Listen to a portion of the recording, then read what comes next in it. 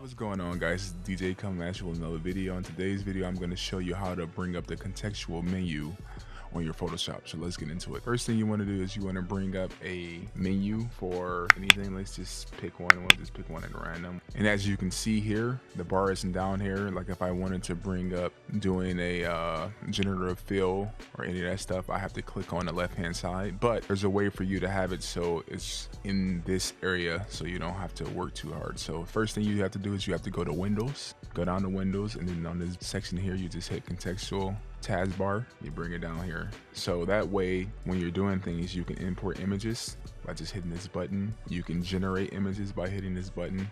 Let's test it out. Type in random image just to see what it brings up.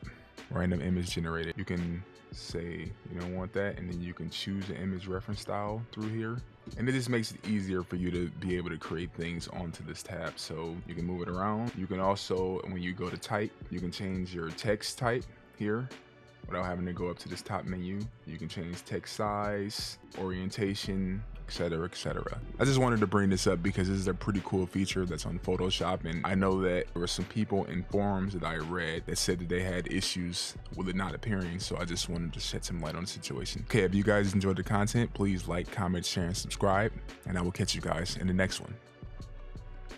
Peace.